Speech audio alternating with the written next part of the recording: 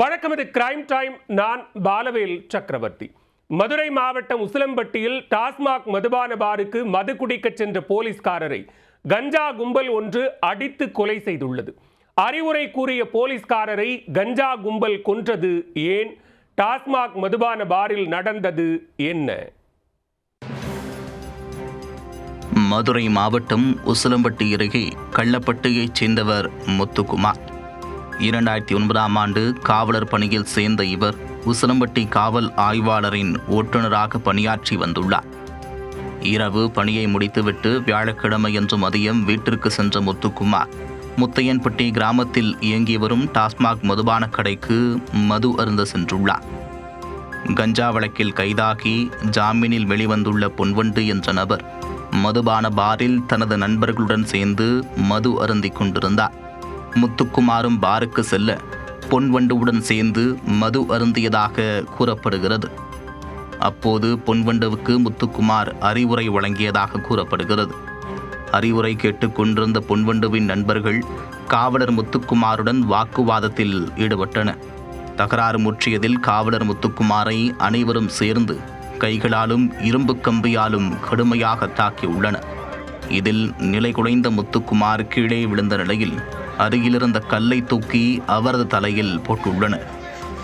இதில் முத்துக்குமார் சம்பவ இடத்திலேயே பரிதாபமாக உயிரிழந்தார்.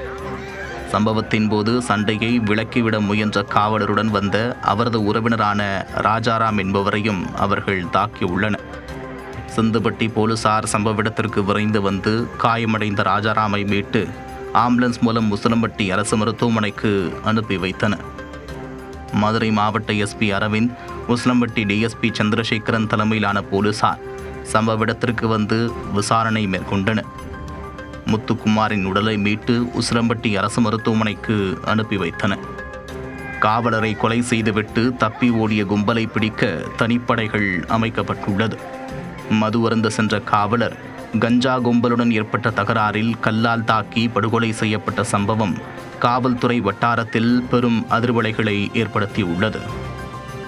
காவலரை கொலை செய்துவிட்டு தப்பி ஓடிய மர்ம கும்பலை கைது செய்ய கோரி முத்துக்குமாரின் உறவினர்கள் திடீர் சாலை மறியல் போராட்டத்தில் ஈடுபட்டனர். உசிலம்பட்டி அரசு மருத்துவமனையில் காவலர் முத்துக்குமாரின் உடற்கூறாய்வு செய்யப்பட்டது. ஆனால் உடலை வாங்க மறுத்த உறவினர்கள் கொலையாளிகளை கண்டுபிடிக்கும் வரை உடலை வாங்க மாட்டோம் என்று சொல்லி மருத்துவமனை முன்பு சாலை மறியல் போராட்டத்தில் ஈடுபட்டனர். போலீசார் நீண்ட நேரம் பேச்சுவார்த்தை நடத்தி கொலையாளிகளை நிச்சயம் கைது செய்வோம் என்று உறுதியளித்ததைத் தொடர்ந்து மறியலை கைவிட்டு காவலர் முத்துக்குமார் உடலை பெற்றுச் சென்றனர்.